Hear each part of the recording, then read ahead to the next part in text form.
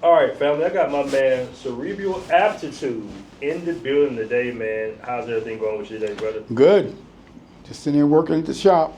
Excellent, excellent. So I always like to start off my interviews by asking, how many countries have you been to so far?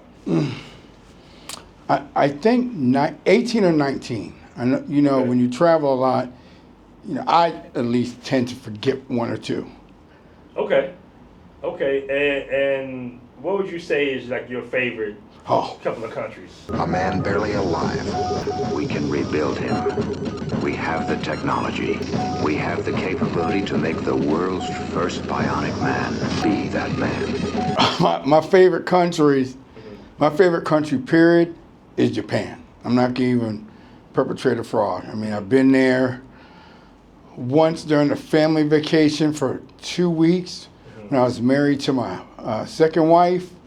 I went out there on my own after the divorce. And if I do go anywhere else outside of Thailand, Japan will be where I move. But I have to say that's probably not going to happen because they do not have a retirement visa. Japan doesn't have a No. visa. Oh, wow. That's Okay. why a lot of people think, what?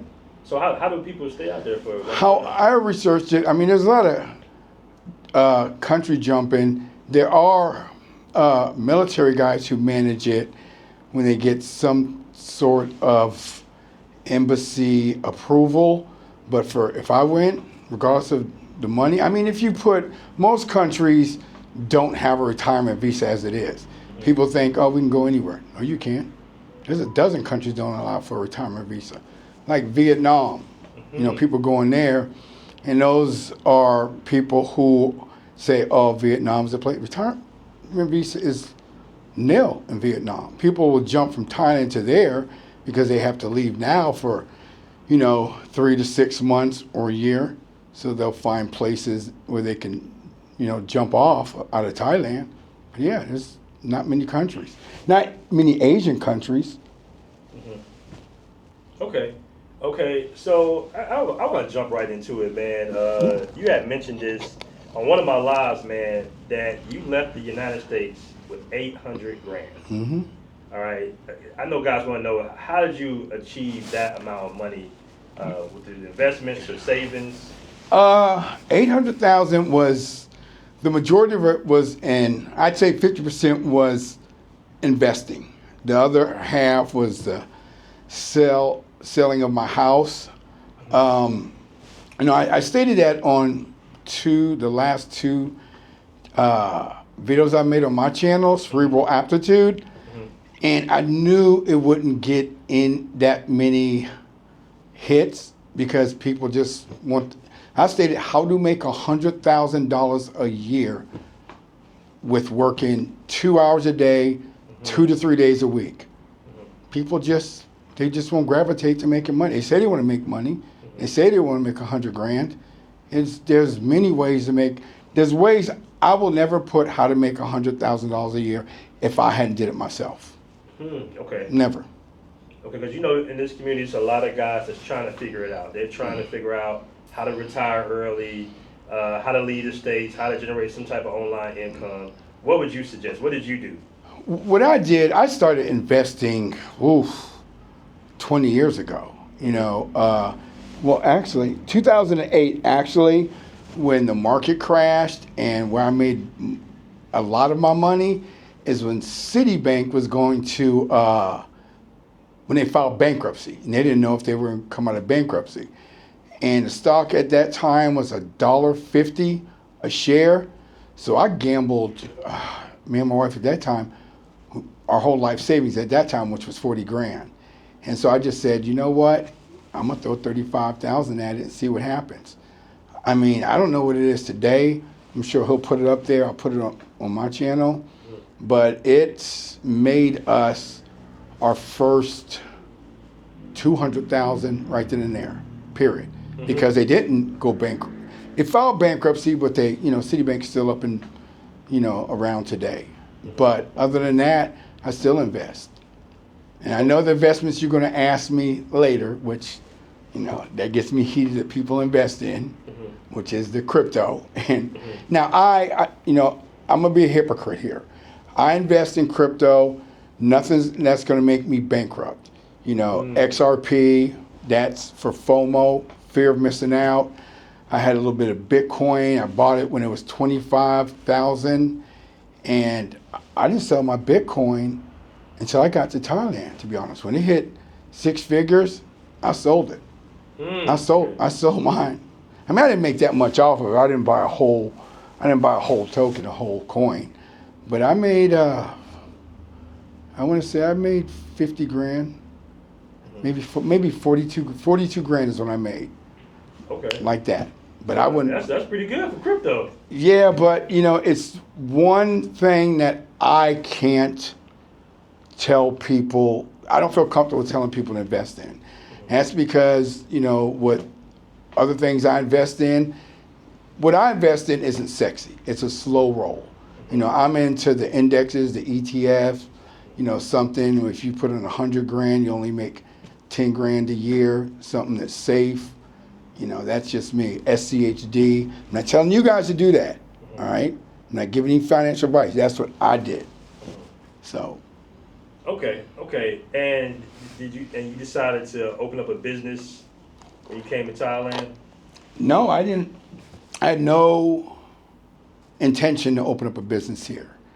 I met my girl. We talked. I was like, you know, let me say this. First of all, why I left the U.S. Okay. Now, I left the U.S., I was ready to retire and I didn't know it. Something just did, after my divorce, I was divorced like 5 years until I thought about leaving. Had a whole house. She, you know, I did prenup, so the house was mine. Oh, nice. The money was mine. I wasn't going, everything was mine. She left with what she left with. Filipino girl, 17 years marriage, didn't meet in the Philippines. Funny thing about it is, out of the 18, 19 countries I've been to, never been to the Philippines. She would go every 2 years, bring my daughter, didn't ever want to go. Anyhow, so when I felt that something wasn't feeling right, and I don't know what it was, I thought I was being weak. I thought I was being a punk. So let me ask you this. So was she born in the Philippines or Yes. America? Okay. So how long has she been in America? 3 years before I met her. Okay. 3 years before I met her, I came to Utah 2002. Would you say she was kind of Americanized by then? Or? No, she's to this day she ain't Americanized. Okay. I mean, in Utah, she has her brother, sister, mother out there. I sponsored them to come. Her daughter, you know, I was her dad. You know, still am her dad. Till met her when she was 16. She's 34 now, so still calls me daddy. Still have a close relationship with my biological daughter, with my former wife. But yeah, something just didn't feel right to me when I was in the States. You know, I was like 57, 56 or 57. I'm 60 now, somewhere around there. Maybe a year and a half, 2 years before I came here. And I thought I was having some issues. Like, what do you mean it doesn't feel right? You got a house, got a couple cars. Every one of my children had a car. You know, the American dream, as they call it. And I was like, what the hell is it? So then I start traveling, Colombia, Brazil, Dominican Republic, most of the places I'd never been before, you know, outside the family vacations we took internationally. And I told my company, I was in corporate banking for 16 years before I came here. So we have 5 different banks internationally. One of them is in Brazil, Sao Paulo. Okay. So I asked my company, can I work there? You know, and they're like, no, you can't work there. You have to work here in Utah. And so then when I made a threat and put in my 2-week notice, they were like, oh, okay, you can go there. You know, after, 14 years, it was 14, 15 years, been there 16, they let me go. But they gave me this. They said, well, we're not paying for wherever you live. That comes out of your pocket. I was cool, I just want to go. You know, kept my house. And so I worked there. Everything was on me. They didn't pay for anything. He allowed me to stay for 90 days and work there at the. I still work remotely, even though we had a bank there. Their only stipulation was, don't tell anyone here at the bank. Don't tell no one nothing. Okay. So, and that is when I said, you know what? I'm leaving America. As much, and I love my country. I did 4 years Air Force. My dad did 22 years Army. My only two brothers were in the military. You know, so I'm a patriot. Not that I say I will take everything my government says word by word, but I don't hate America. You know, I don't want to see it burn down. It has a lot of problems, but I gave 58 years to the U.S. So, you know, 58 years of my life to the U.S. I said, I'm ready to retire now. So I was afraid, not afraid to leave. I was afraid my money wouldn't last until Social Security. And I was like, well, I'm gonna make more off my money, you know, than wait for Social Security. So I said, you know what, just go. Sold my house, sold my car, everything I had. Everything I had.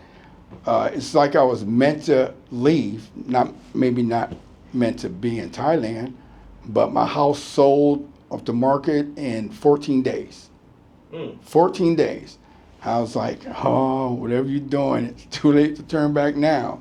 So, yeah, that's my thing, how I left. So I want to go back to this. You said you was in corporate banking. Would that help in your decision making as far as investments? You've seen it from both sides, both sides? That's really hard to say because there's a lot of corporate bankers, whether they're financial analysts, portfolio analysts, credit analysts. I've been all three and a couple more, whatever titles. I say that's hard to say because I had spoken to a lot of my coworkers, even my CEO. You know, he didn't think much of me till he realized I was investing. And that's when he asked me, you know, would you mind sharing your portfolio? I'm like, well, yeah, you show me yours.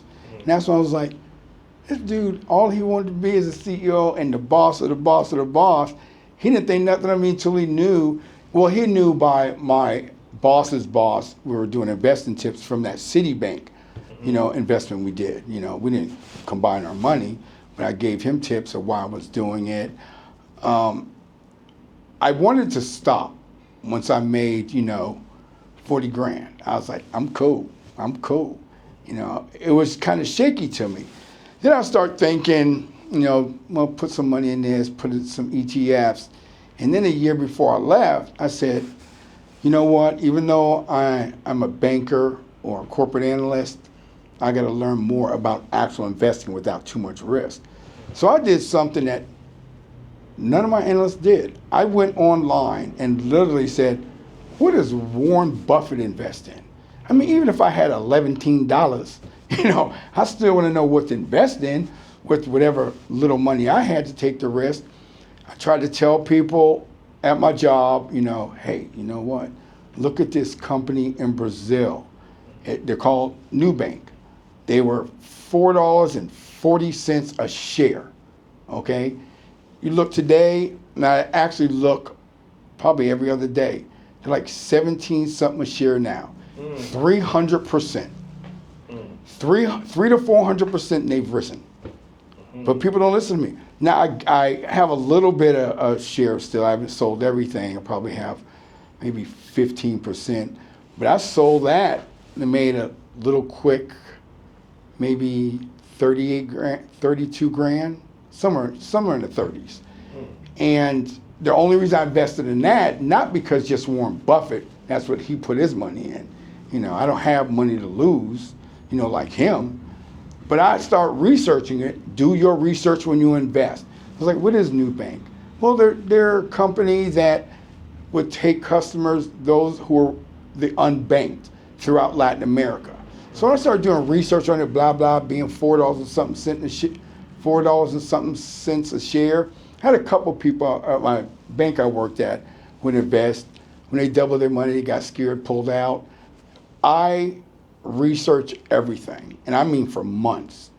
You know, I'll do a little getting in and out, you know, on some stocks for a week or two. And the most dangerous thing I would plead people not to do the most dangerous thing I would beg people not to do, and I tell people when we talk about stocks, and I don't talk about it often, options trading. Options trading, just saying it scares the hell out of me. And I tell people this, people try to come to me with this, that, or other. I'm like, now, this is no arrogance. I'm nothing. I'm never going to be nothing. But pretty much, if I don't know, you don't know. So stop saying, oh, I know. You got to know about Bitcoin.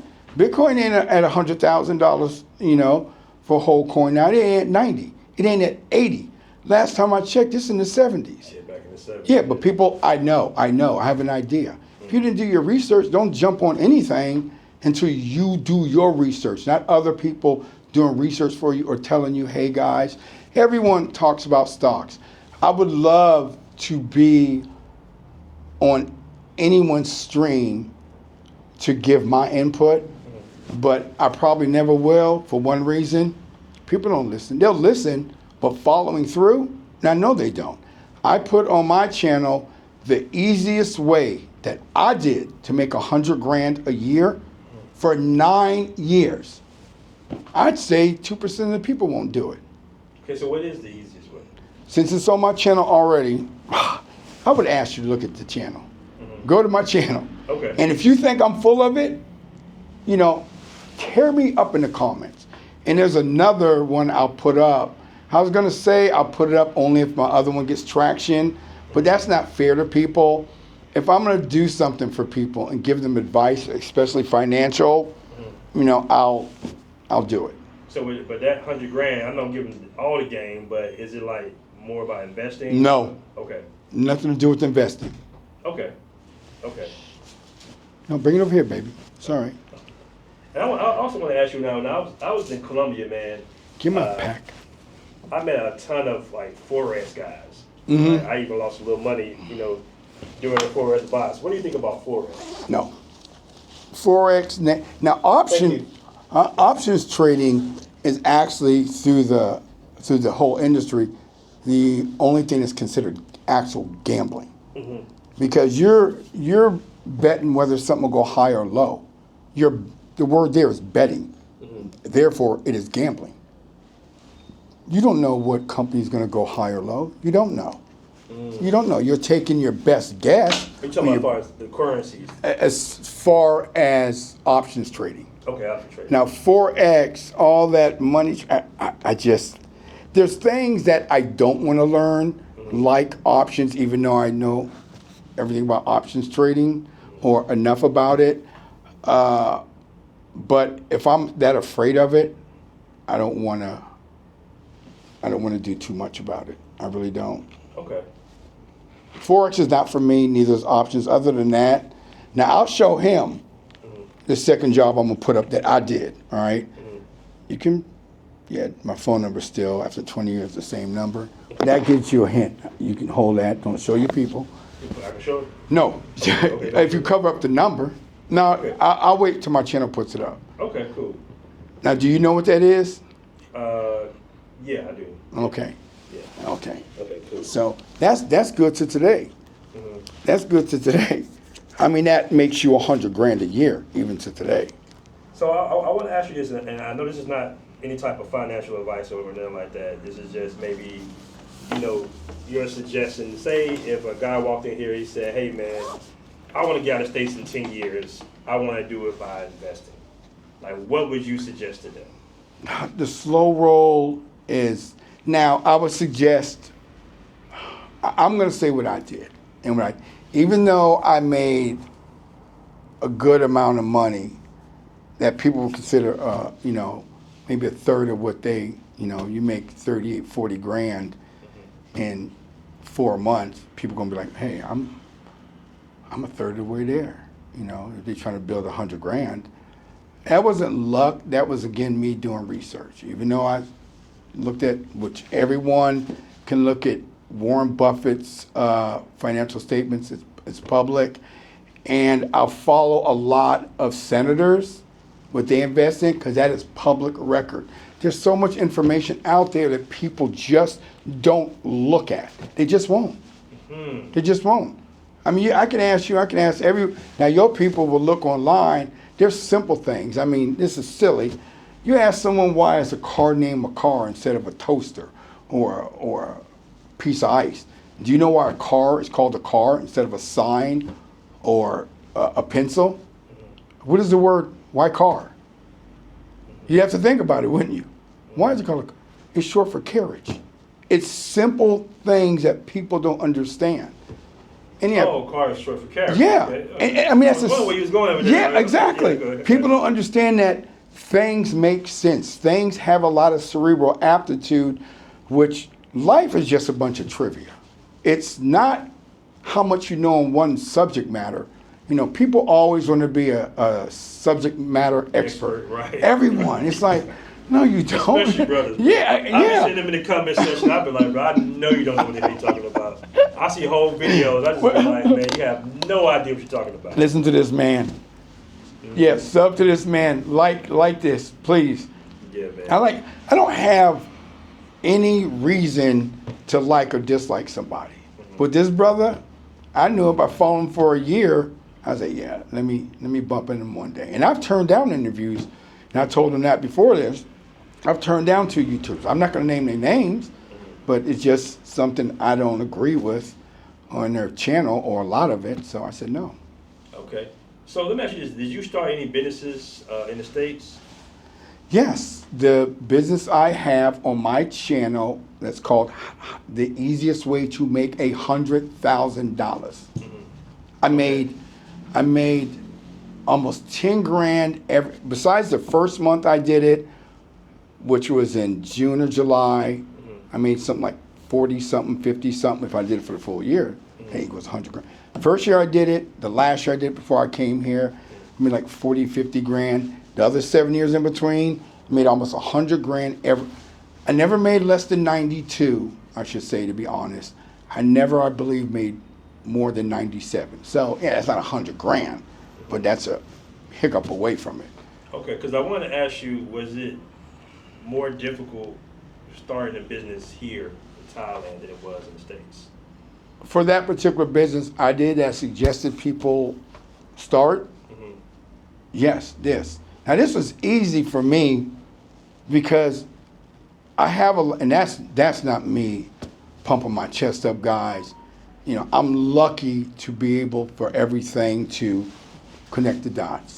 The paperwork, you know, going to City Hall, you know, Thailand wants a partner to own 51% of it and you own 49% of it. I got my girl, a good lawyer, you know, you can have the business yourself, all of it. I'm not gonna state on here how, it was all legal. I paid the lawyer from Bangkok, came down, $500 to do all the paperwork, $500. Now the business itself, you know, I bought outright because I had the money to do it. And it's, again, I should say, not that this question was asked by BMT, people think, oh yeah, businesses are cheap. You can buy a business for $12,000, for $32,000. I don't know any businesses we can buy them that cheap. And this one, $32,000. You know, yeah, I bought it for like, I want to say a little over 50 grand, and I put another 50 grand into it because it was a slop house when I bought it. It was horrible, you know. So maybe 50 to 70 grand. You can start a massage shop, and you got to understand, no business is easy on the startup. Facts. If my girls quit, and I've had half my girls leave to go be bar girls, you know, to keep them to, you know, a lot of massage shops, they'll charge the girls out. My 4th floor is all sleeping quarters for the girls, you know, and they, all of them charge the girls, you know, I think $1,000, $2,000 baht a month. Don't charge them anything. They have sleeping quarters, their own bedrooms, showers, sinks, toilets. So, you know, other than turning it into another business upstairs, nah, I don't need that. I know what I'm doing. Okay. Yeah, it's not easy. It's not hard. It by no means is hard. I mean, it's saturated, but if you're gonna have something, you know, and you're not gonna make it luxury, I wouldn't just buy any massage shop. or you just have the same dirty massage shop. You better clean it up. You better have, cute girls. You better have just what people want. Okay. And how do you you mentioned, it being saturated. How do you deal with, that competition as far as marketing is concerned? At first I thought, buy it, get a bunch of pretty girls. That didn't work because guys, customers were nabbing my girls. The pretty are, they're like, I'll give you a good life. Come be my girlfriend. So I've lost 90% of like that, okay? To keep them, you have to do a lot of footwork. You have to go and advertise. You have to, now I can't go nab some girls from another massage shop, but if they even walk into 7-Eleven, let me holler at you. That's when my girlfriend comes into play, Polly. Just talk to them, take a tour, because they all pay the same. The cheapest you're gonna get a massage for, foot massage is 200 baht. Everyone charges that. There are a couple that charge 150 baht, but a low price from a $6 massage to go down to a $5.10 massage, that's not gonna get customers in. You have to be well lit. You have to have things that customers want. I have a massage chair downstairs, the portable ones that you see that offices bring. Guys, if you ever see a massage shop, I've had customers tell me over, hundreds, maybe 1,000 customers that's been in my shop since it's open 1 year now. I have the only portable massage chair in Thailand. I couldn't find it in Bangkok. I had to order from Amazon, took 3 months to get here, paid double the price. This is before the tariffs, the shipping, the price of the chair, all that. You have to give them something. I'm not saying, just be clean. Just know what you're doing. Do your research. It's helpful if you have a Thai girl. I met her, she was a massage girl a couple months after I got here. So she was my tour guide. We didn't do nothing. I mean, when I say tour guide. We're intimate. My little buddy showed me around. And after a while, I told her when I met her, don't tell me you love me. I don't want no girlfriend. I don't want no relationship. I didn't come here for that. So you know how women are. They just grow on you. It's like, damn. It just happens. And a lot of people don't realize how therapeutic a good massage is, man. Especially if you go into the gym and you're active, or even if you're not active, man. That's one of the things that I like about living overseas, where a massage in America is like $100, $150 for 30 minutes. Right. But here you can get a massage for an hour, 45 minutes? For hour. Right. Less than $6, around $5, whatever the conversion rate here changes a lot, guys. It does. Anywhere from $5.80 to $6.20 for a foot massage for an hour, all the way up to your thigh, close to your or do the oil massage for 250 baht, Right. which is still less than $10. It's been times where, because I still play ball and everything. I'm in my 40s, man. My body be aching, but I go get a massage, and I had no idea that, getting a massage could almost reset your body. And I don't think a lot of Americans know how important, massage Because in are. America, how many people get massage? They're like $120 to start off. Right. And I'm cheap. I don't think I ever got a massage in America. I don't think I did have I'm gonna be honest. I'm not gonna sit there and lie and say, "Oh yeah, man, my money does this." I'm cheap, guys, and I don't know if Aaron went through the same things. Not a 4-bedroom, 3-bath house with my den on the bottom, my living room up top, huge kitchen. In my videos, I show my house. I show me leaving, selling my house. When I took all the furniture out, what I left behind, the wall-mounted TV, anyway. But America, if I was living the American dream, let's say when you see my videos and you believe me, well, he's a banker, had a house, had cars, his kids that live with him. Now, I want to say, people thought I left. My mom's still alive and very healthy. But my mom started worrying about me too. I had 2 sons, 2 daughters. 5 years before I came out here, my son decided he didn't like, air anymore. So he committed suicide. Oh, I'm sorry. So no, it's been 6 years now. One thing about me, I wasn't mad at him. I didn't get on my knees, God, why me, all that. You know, he had mental illness. He had the life. He had a job. You know, he never charged my son rent. Had his car. Had his girlfriend. You know, if I don't know about mental illness, I don't know who. I mean, the only way to keep his lungs running was for me to be around him every second of his life, and I can't sleep in the bed with him and fall around to work and all that. But God, you know, I couldn't fall down because I still had a son and 2 daughters to take care of, and me.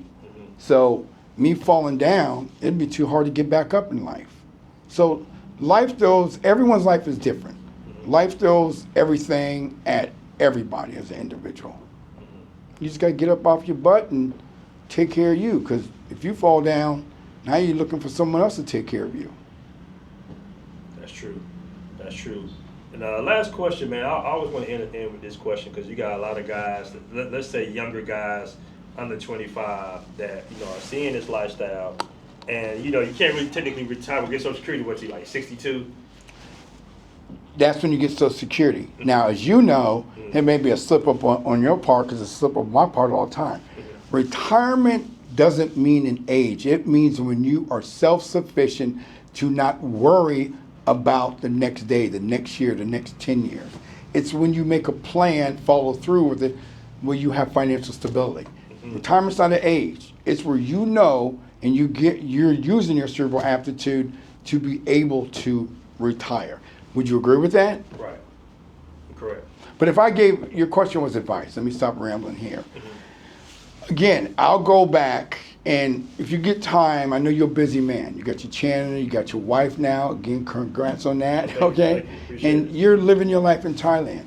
You take a look at the video I stated, how to make 100 grand. That is for young people. Well, it's for everybody. But this is something I did for 9 years out of my life while I had my analyst job, that I did for 2-3 hours a day for 2-3 days a week. If you're not willing to work let's say 2 hours for 2 days a week, I don't know what else I can help you with. You're just a lost cause. Look at it, and you know, BMT. Look at it when you get back to the crib and you're relaxing. But people can do jobs. The card I showed you, the business card, I kept it because it's that hard plastic. I did that before I got into this $100,000 job. I think I made 90-something a year on that while I was still working. I could never quit it because my family needed health insurance. I needed health insurance. The jobs I'll put up there is, you know, if you want to pay for your own health insurance, you know, these jobs may not be for you, or keep your job and do them as a side hustle. But anyone, the job I put up there, if you're not looking to make 10 grand a year and working hard, if you need an extra 2, 3, 4, 5 grand a month. But guys, come on. I mean, I would love for BMT to put my comments, send me something on WhatsApp after he looks at this job I put, this company I started, like that, within a week, with zero money. With zero money. I don't know what kind of excuse you're going to give. I don't know how else. If you're not willing to do that, I don't want to hear, help me, how do I do this? And this is so logical, people don't think about it. Like car. They just don't think about it. Right. Yeah. Well, man, I appreciate you coming on, bro. It's been a great, informative interview. Cerebral Aptitude, man. Go check out his channel. We out. Yeah. And that's my day, guys. Did my interview, BMT, wonderful, great cat. I'm telling you. Good dude. Like him, he has his head on straight. Came through here.